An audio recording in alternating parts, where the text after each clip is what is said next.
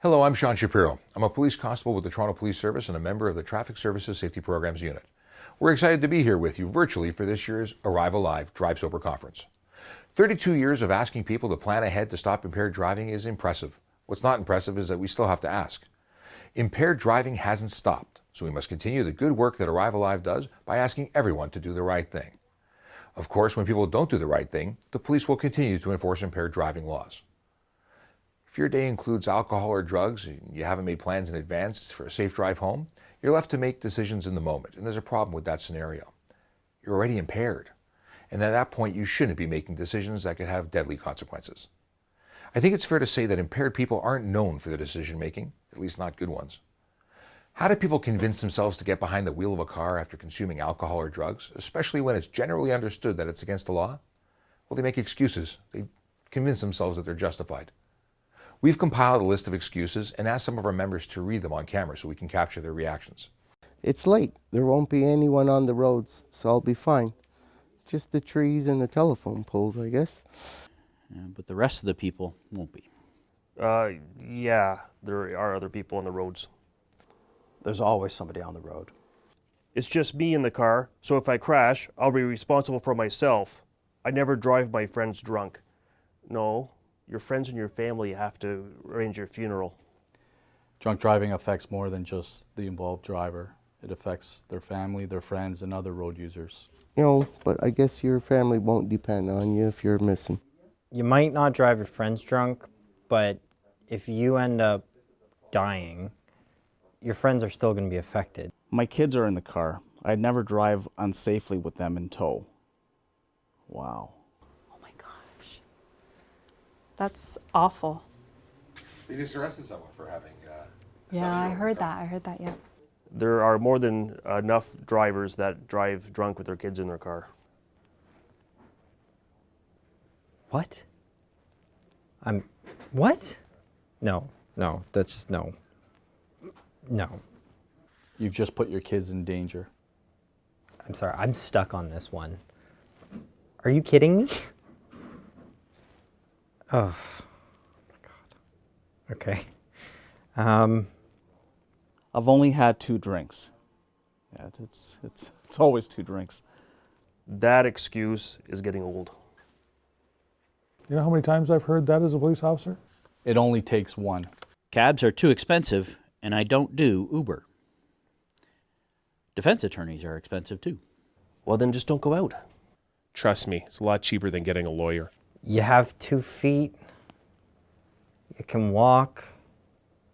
Or get on the bus. Why?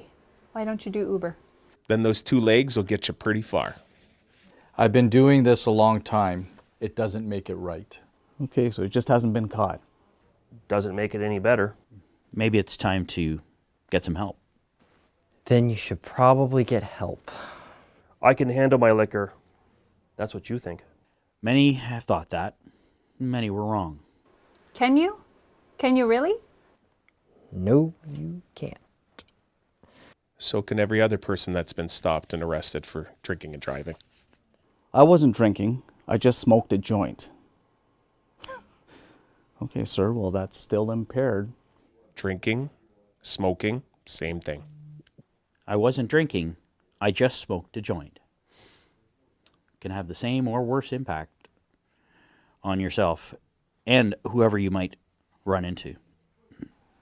Whether you're drinking or smoking a joint, impaired is impaired, whether it's by drug or alcohol. Oh, I like this one. I ran out of cash at the bar, so I have to drive because I can't pay for a taxi. Just wait till you have to pay for a lawyer. Don't spend all your money at the bar. Then walk. Walk! Walk! I'm sure you have friends or family. Give them a call. They'll be more than happy to help. If the car isn't home when my parents wake up, they'll kill me. Driving impaired could kill you too. Driving impaired will kill you. Or you could die on the way home. Yeah, but you'll kill yourself if you drive drunk. Darling, your parents are going to kill you because you were drinking while you had the car. No, they'll be glad that you're actually home safe and alive. They're going to hate themselves if you're dead. Trust me on this one. This isn't my first rodeo. Driving shouldn't be a rodeo. And this could be your last. But what if this is your last? Don't make it your last. It's not ride season yet. It's always ride season. But I'll be out this weekend checking for impaired drivers. Every season is ride season. It's always ride season. It's ride season all the time. Impaired driving happens all the time, and the officers are out there doing their best.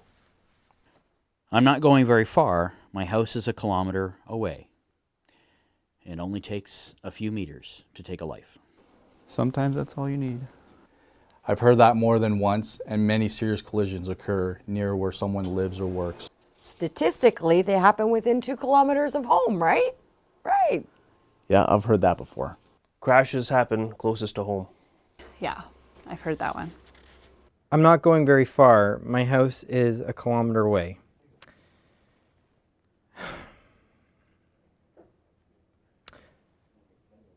So this one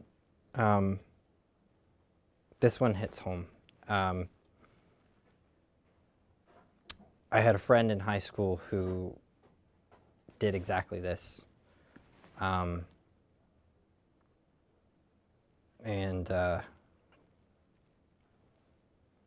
she didn't make it home. We all know how devastating impaired driving can be. It affects individuals, families, and communities. That's why education about impaired driving is so important. From January 1st, 2020 to October 23rd, the Toronto Police have laid over 1,100 impaired-related charges, and we haven't even hit the proverbial season. If you're watching this and want some really good advice that could ensure that you arrive alive, do the right thing, plan ahead, and don't drive impaired.